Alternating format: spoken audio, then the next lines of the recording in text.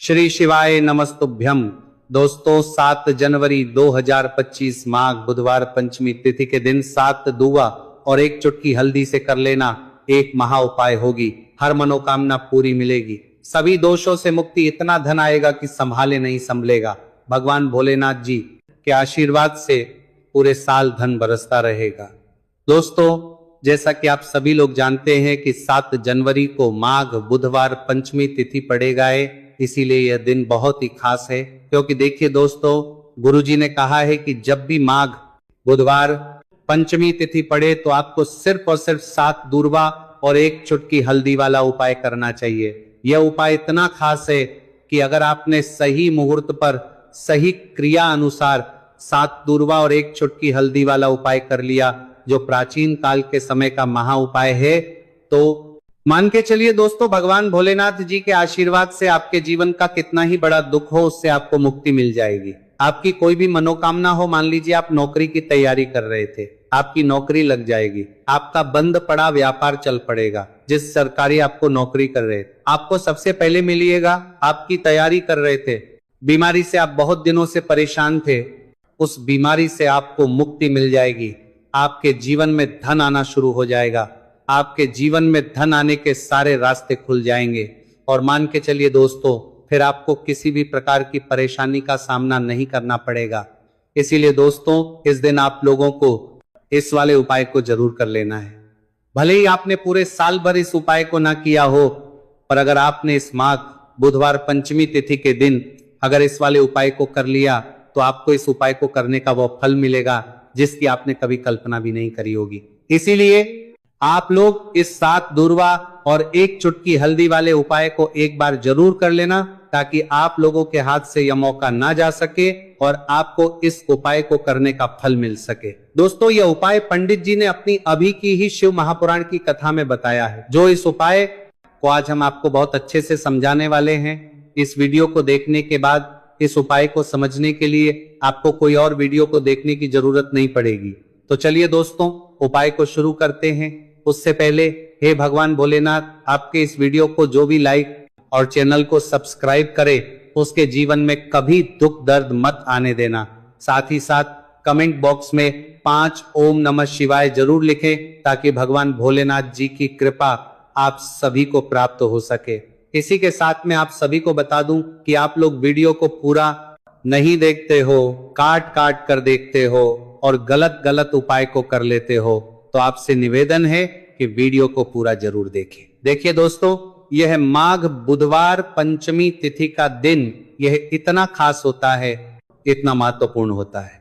देखा गया है कभी कभी बड़े बड़े पूजा पाठ अनुष्ठान से जो मनोकामना पूर्ण नहीं होते, वह माघ बुधवार पंचमी तिथि के दिन एक छोटे से उपाय करने से ही आपकी मनोकामना पूर्ण हो जाती है। और बहुत सारे लोगों ने इस उपाय को किया भी है और उनको इस उपाय को करने का फल भी जरूर मिला है। अगर आप लोग भी इस उपाय को करना चाहते हैं, तो आप इस उपाय को पहले अच्छे से समझ लेना, सुन लेना, उसके बाद करना।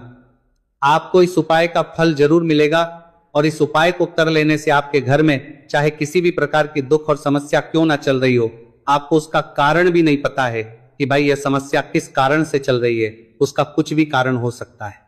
जैसे पितृदोष हो सकता है या किसी भी तरह का मंगल दोष भी हो सकता है। तो इस दिन आप लोगों को यह वाला उपाय कर लेना है।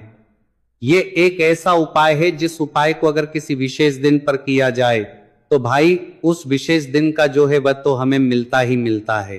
पर हमने उस दिन पर इस 7 दूवा और 1 चुटकी हल्दी वाले उपाय को किया है, तो हमें उससे भी बड़ा फल मिलता है और फल बहुत जल्दी मिलता है, क्योंकि आप इस उपाय को बहुत ही बड़े और विशेष दिन पर कर रहे हो। तो चलिए अब उपाय के बारे में बात करते हैं। लेकिन उससे पहले आप लोगों को यह जानना आवश्यक है कि आखिर ये उपाय किस समय करना है, किसको करना है और कैसे करना है। तो चलिए हम आगे आपको वीडियो में एक एक करके बता देते हैं। तो दोस्तों, इस 7 दूवा और 1 चुटकी हल्दी वाले उपाय को हमें इस माघ बुधवार पंचमी तिथि के दिन कैसे करना है, किसको करना है, किस समय करना है और कहां पर करना है, ये सारे सवालों के जवाब आपको इस वीडियो में मिल जाएंगे। और जो ये वीडियो देखेगा भाई, उसको 7 दूर्वा और 1 चुटकी हल्दी वाला उपाय जरूर करना चाहिए, क्योंकि इस दिन शत्रुओं और किसी भी दोष, किसी भी बीमारी से मुक्ति पाने के लिए 7 दूर्वा और 1 चुटकी हल्दी का बहुत ही बड़ा और विशेष महत्व होता है। और जब बात आ जाए 7 दूर्वा और 1 चुटकी हल्दी की, तो यह सोने पर सुहागा वाली बात हो जाती है और ये एक बहुत ही बड़ा उपाय हो जाता है। अब दोस्तों, इस 7 दूर्वा और 1 चुटकी हल्दी वाले उपाय को आखिर करना किसको है? सबसे पहले हम लोग वो बात जान लेते हैं। तो देखो, घर की जो बड़ी माताएं बहनें होती हैं, उन माताओं बहनों में से कोई भी एक बड़ी माता बहन इस वाले उपाय को कर सकती है। और दोस्तों, अगर आप चाहे तो अपने घर में से सभी सदस्यों को भी इस उपाय को करवा सकते हैं। अगर किसी व्यक्ति की खुद की कोई मनोकामना है, खुद की कोई दुख और परेशानी है जो कि वह अपने लिए ही करना चाहता है, इस वाले उपाय को तो वह खुद अपने लिए भी कर सकता है। बाकी अगर कोई घर में से ऐसा है जो कि अपने पूरे घर परिवार की सुख और शांति के लिए ये वाला उपाय करना चाहता है, तो भाई वो भी कर सकता है, उसमें भी कोई दिक्कत वाली बात नहीं है। कहने का मतलब यह है कि इस उपाय को हर एक सदस्य भी कर सकता है और पूरे घर परिवार के सदस्य के लिए घर की बड़ी माताओं बहनों में से कोई एक माता बहन भी कर सकती है। माताएं बहनें अगर घर में उपस्थित ना हो या वह ये वाला उपाय ना कर पा रही हो, तो फिर घर का कोई बड़ा सदस्य भी इस 7 दूर्वा और 1 चुटकी हल्दी वाले उपाय को कर सकता है। चाहे फिर वह पुरुष ही क्यों ना हो, उसमें कोई भी दिक्कत वाली बात नहीं है। अब दोस्तों, 7 दूर्वा और 1 चुटकी हल्दी वाले उपाय को हमें करना कहां पर है? देखो, इस उपाय को हमें मंदिर में ही करना है। बहुत सारे लोग प्रश्न करते हैं, हर एक उपाय को करते समय क्या हम इस उपाय को घर पर या मंदिर में कर सकते हैं? देखो, तो इस वाले उपाय को आप मंदिर पर करोगे तो अच्छा रहेगा, घर में नहीं करना है इस वाले उपाय को। उसके बाद में दोस्तों, जो अगला प्रश्न निकल कर आता है वह ये आता है इस उपाय को लेकर कि आखिर इस उपाय को हमें किस समय करना है, सुबह के समय करना है कि शाम के समय करना है? तो देखो, इस वाले उपाय को आप लोग सुबह के समय भी कर सकते हो और शाम के समय प्रदोष काल में भी कर सकते हो। अब अगर आप पूछो कि भाई साहब सबसे उत्तम समय कौन सा रहेगा इस 7 दूर्वा और 1 चुटकी हल्दी वाले उपाय को करने का, तो हम आपसे बस यही कहेंगे कि इस उपाय को आप शाम के समय करेंगे तो ज्यादा बेहतर होगा, क्योंकि माघ बुधवार पंचमी तिथि का दिन है और इस दिन प्रदोष काल के बहुत महत्व होता है। बाकी अगर सुबह के समय भी करेंगे तो भी अच्छा होगा, उसमें कोई भी दिक्कत वाली बात नहीं है। तो अब दोस्तों, जो अगली सबसे बड़ी और महत्वपूर्ण बात आती है वो ये आती है कि सुबह अगर हम उपाय को करेंगे तो हमें कितने बजे से लेकर कितने बजे तक के बीच में करना है, और शाम के समय प्रदोष काल में करेंगे तो हमें कितने बजे से लेकर कितने बजे के बीच में करना है।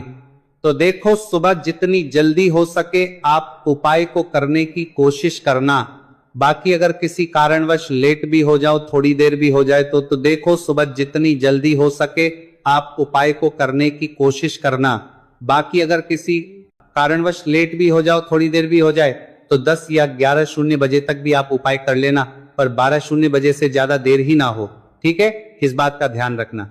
उसके बाद में दोस्तों, अगर शाम के समय प्रदोष काल की बात करें, प्रदोष काल का जो समय है होता है वह शाम के 6:00 बजे से शुरू हो जाता है। मतलब शाम के 6:00 बजे से लेकर 7:00 बजे के बीच का जो समय होता है, यह समय प्रदोष काल का समय होता है। इस उपाय को 7:00 बजे या 8:00 बजे के बीच में भी कर सकते हो। मतलब शाम के 6:00 बजे से रात 8:00 बजे के बीच में आप कभी भी इस वाले उपाय को कर सकते हो, उसमें कोई भी दिक्कत वाली बात नहीं है। परंतु 7 जनवरी माघ बुधवार पंचमी तिथि के दिन कोशिश करना कि समय के अंतर्गत ही कर लो। किसी कारणवश ना कर पाओ तो थोड़ा देरी से भी कर सकते हो।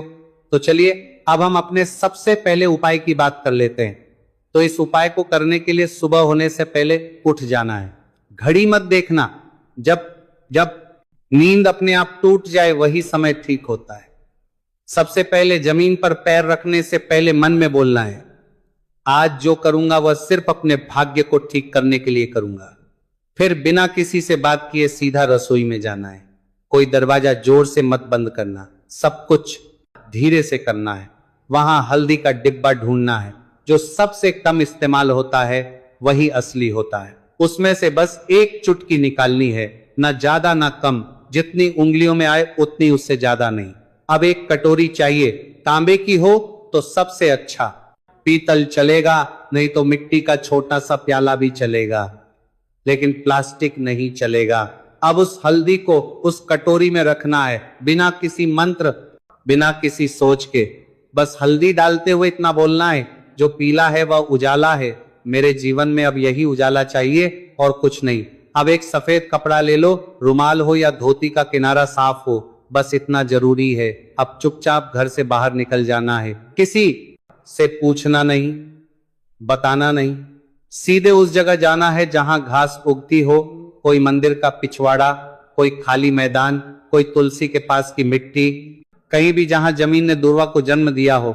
अब जमीन पर बैठना नहीं है, बस खड़े खड़े झुक कर देखना है और धीरे धीरे दूर्वा तोड़नी है, पूरी की पूरी नहीं, बस ऊपर की 3 पत्तियों वाली शाखा, एक नहीं, 2 नहीं, पूरे 21 तोड़नी है। लेकिन हर बार जब तोड़ो तब मन में एक बात बोलनी है, हे गणपति मेरी अटकी हुई किस्मत को काट दो। हर बार यही 21 बार। अब वह दूर्वा रुमाल में लपेट लो और घर लौट आओ। अब जहां सबसे ज्यादा शांति हो वहां बैठो, मंदिर हो तो ठीक, नहीं तो दीवार का वो कोना जहां बचपन में बैठते थे वहां बैठ जाना है। अब कटोरी को अपने सामने रख देना है, दूर्वा खोलनी है और एक एक करके सारी दूर्वा उस हल्दी में डालनी है और हर बार मन में बोलना है, जो रुकावट है वह अब नहीं रहेगी। फिर उसी कटोरी को अपने दोनों हाथों से उठाना है, आंखें बंद करनी है और एक लंबी सांस लेकर उसे माथे से लगाना है। फिर बिना कुछ बोले, बिना कुछ मांगे, बस 5 मिनट तक मौन बैठना है। वह मौन ही सबसे बड़ी प्रार्थना है। अब उसी कटोरी में थोड़ा सा शुद्ध जल डालना है, अगर गंगा जल हो तो बहुत अच्छा, नहीं है तो भी चलेगा। पानी से हल्दी और दूर्वा भीग जाए, बस उतना। अब कटोरी को सिर के ऊपर से 3 बार घुमाना है, पहले दाएं से, फिर बाएं से, फिर एक बार और दाएं से, जैसे कोई अंधेरे का घेरा काट रहा हो। और फिर उस कटोरी को लेकर चुपचाप घर से बाहर जाना है, किसी पुराने पीपल के पेड़ के नीचे या किसी बहते पानी में, नदी में, वहां जाकर वो हल्दी और दूर्वा बहा देनी है। लेकिन ध्यान रखना, पीछे मुड़कर नहीं देखना, जैसे जो छोड़ आए वो अब दोबारा जिंदगी में लौटे नहीं। फिर लौट कर घर आना है, हाथ मुंह धोना है, लेकिन ना कुछ खाना है ना पीना है, कम से कम दोपहर तक कुछ नहीं, सिर्फ मौन रहना है और मन में एक बात टिकाए रखना है, अब जो होगा वो होगा, मेरे लिए सही होगा। यही उपाय, यही को कुछ इस प्रकार से समर्पित करना है कि जो दूर्वा की डांडी का मुख होगा वह जलधारी की तरफ हो, जहां से जल नीचे करता है ना, और जो हरा दूर्वा का मिला हुआ भाग होगा वो अपने आप शिवाजी के पीछे की तरफ हो जाएगा। ठीक है, तो इस प्रकार से ये हरा दूर्वा का, ये दूर्वा आपको भगवान शिवाजी का शिवलिंग के ऊपर समर्पित करनी है। और जो 1 लोटा जल आप अपने साथ लेकर आए हैं, इसी दूर के ऊपर भगवान शिवजी के शिवलिंग के ऊपर एक धारा से आपको समर्पित कर देना है। ठीक है, अब यहां पर देखने बात यह है कि ये उपाय इस व्यक्ति को करना है। जिस व्यक्ति की नौकरी नहीं लग रही हो, जो व्यक्ति परीक्षा में पास होना चाहता हो, तो इस व्यक्ति को अपने हाथों से इस उपाय करना है, तभी उपाय कम करेगा। ठीक है, उपाय को करने के बाद आपको 3 महीने उपाय आपको कब तक करना है, जब तक कि आपकी नौकरी ना जाए। जब तक आप इस उपाय को नियम के साथ करो, आपकी नौकरी जरूर लगेगी। अब बात करते हैं दूसरे उपाय के बारे में। तो देखिए दूसरे उपाय जो है, देखिए इस उपाय के लिए आपको मात्र 1 लौंग का जोड़ा लेना है, यानी कि 2 फूल वाली लौंग लेनी है। साथ में आपको मात्र थोड़ा सा शहद लेना होगा और इसी के साथ में आपको तांबे के पात्र, अंदर शुद्ध जल लेना होगा। अब देखिए इन सभी सामग्रियों को लेकर के आपको भगवान शिव के मंदिर में पहुंच जाना है। देखिए ये उपाय आप सुबह से लेकर शाम तक कर सकते हैं। तो वह सबसे पहले तो आपके पास जो 2 फूल वाली लौंग है, उन्हें आपको शहद के अंदर अच्छे से डुबो है, यानी कि दोनों लौंग पर आपको अच्छे से शहद का लेपन कर देना है। अब आपको जो आपके पास एक लोटा जल है, सबसे पहले तो उसे शिवलिंग पर धीरे धीरे समर्पित करना है और श्री शिवाय नमस्तुभयम इसका जाप करते हुए समर्पित कर देना है। अब आपके पास जो 2 फूल वाली लौंग है शहद से, उसे आपको शिवलिंग पर अर्पित करना है और आपको प्रार्थना करनी है कि जीवन में जो रोग की स्थिति है वह समाप्त हो, जीवन के जो संकट और समस्याएं हैं वह सभी समाप्त हो, जीवन से जो कर्ज की समस्या है वह समाप्त हो। इस प्रकार से प्रार्थना करते हुए ये जो 2 फूल वाली लौंग ही शहद संयुक्त इस आपको शिवलिंग पर अर्पित कर देनी है। आपकी जो भी समस्या होगी इस बुधवार के दिन अवश्य ही समाप्त हो जाएगी। तो इस प्रकार से आपको पहला उपाय करना है। अब हम बात कर लेते हैं दूसरे उपाय के बारे में। देखिए ये उपाय आपके लिए सर्वश्रेष्ठ होने वाला है। देखिए इस उपाय के लिए आपको चाहिए होंगे 5 हरा मूंग के दाने, और मूंग के दाने कहीं से भी खंडित नहीं होने चाहिए, इस बात का ध्यान रखें। और इसी के साथ मैं आपको एक तांबे के पात्र के अंदर अपने घर से शुद्ध जल, 1 लोटा जल ले लेना है। अब दोस्तों, इन सभी सामग्रियों को लेकर के आपको सीधे पहुंच जाना है भगवान शिव के मंदिर में। देखिए, इस उपाय को भी आप सुबह भी कर सकते हैं और शाम के समय में भी कर सकते हैं। देखिए, भगवान शिव के मंदिर में पहुंचने के बाद आपके पास जो 5 हरे मूंग है, उनमें से पहला जो हरा मूंग है, आपको शिवलिंग के सामने, जो नंदी महाराज होते हैं और उनका जो पैर उठा हुआ होता है, वहां पर आपको पहला हरा मूंग समर्पित करते हैं और आपको इसका जाप कर लेना है। फिर आपको दूसरा हरा मूंग लेना है और शिवलिंग पर जो श्री गणेश जी वाला स्थान होता है, वहां पर आपको ये दूसरा हरा मूंग लेना है, समर्पित कर देना है। यानी कि शिवलिंग के सीधे तरफ आपको ये दूसरा हरा मूंग समर्पित करना है और फिर आपको ओम गण गणपते नमः या फिर ओम श्री गणेशाय नमः इसका जाप कर लेना है। तीसरा हरा मूंग का दाना आपको भगवान शिव की सबसे प्रिय पुत्री माता अशोक सुंदरी वाले स्थान पर समर्पित करना। शिव की जो जलाधारी होती है, जहां से जल बह करके आता है, उसी जलाधारी के बीच में जो कहीं कहीं उठी हुई लाइन होती है सांप की आकृति के रूप में, वहीं पर आपको तीसरा हरा मूंग समर्पित करना है और फिर आपको ओम नमः शिवाय इसका जाप कर लेना है। अब दोस्तों, चौथा जो हरा मूंग है, उसे आपको भगवान कार्तिकेय जी का जो स्थान होता है शिवलिंग पर, वहां पर आपको ये चौथा हरा मूंग का दाना समर्पित कर देना है और आप ओम नमः शिवाय इसका जाप कर लेना है। अब दोस्तों, आपके पास जो 5वां और अंतिम हरा मूंग बचा हुआ है, उससे आपको उससे जल के पात्र के अंदर डाल देना है और इस हरे मूंग से युक्त जल से आपको भगवान शिव के शिवलिंग का अभिषेक कर देना है। जल आपको बिल्कुल धीरे धीरे समर्पित करते जाना है और लगातार आपको शिव महापुराण के मूल श्री शिवाय नमस्तुभयम इसका जाप करते रहना है। फिर आपको शिवलिंग के आगे बैठकर, यदि आप अपने बच्चों के लिए यह उपाय कर रहे हैं, यदि आप अपने बच्चों की बुद्धि, ज्ञान और विवेक के लिए उपाय कर रहे हैं, तो उसके लिए आपको प्रार्थना कर लेनी है, या फिर व्यापार में वृद्धि करने के लिए यह उपाय कर रहे हैं तो उसकी कामना करते हुए आपको प्रार्थना कर लेनी है, या फिर अपनी नौकरी के लिए कर रहे हैं, या फिर अपने इंटरव्यू के लिए, या फिर धन की प्राप्ति के लिए कर रहे हैं। जिस भी कामना के लिए आप उपाय कर रहे हैं, उसे परिपूर्ण करने के आपको महादेव से प्रार्थना कर लेनी है और फिर आपको वापस अपने घर आ जाना है। पूज्य गुरु जी ने कहा है कि जो भी व्यक्ति इस उपाय को कर लेता है, तो यकीन मानिए आपके जीवन की जो सारे संकट, कष्ट और बाधाएं ही, वह सभी समाप्त होंगे। अब हम बात करते हैं अगले उपाय की। इस उपाय के लिए आपको एक दीपक लेना है। दीपक आप मिट्टी का भी ले सकते हैं और शुद्ध आटा मढ़कर उसका दीपक भी आप तैयार कर सकते हैं। अंदर गोलबाती का प्रयोग करना है और दीपक के अंदर आपको शुद्ध घी का प्रयोग करना है। इसी के साथ में आपको मात्र एक फूल वाली लौंग लेनी होगी। अभी एक दीपक और एक फूल वाली लौंग लेकर के सीधा आपको पहुंचना होगा बरगद के वृक्ष के। वहां पर देखिए, सबसे पहले तो आपके पास जो एक फूल वाली लौंग है, उससे आपको बरगद के वृक्ष की जड़ में समर्पित करना है। देखिए, अगर आपके जीवन में कोई भी बड़ा संकट आने वाला है, कोई बड़ा कष्ट आने वाला, तो वह इस उपाय के माध्यम से दूर होने वाला है।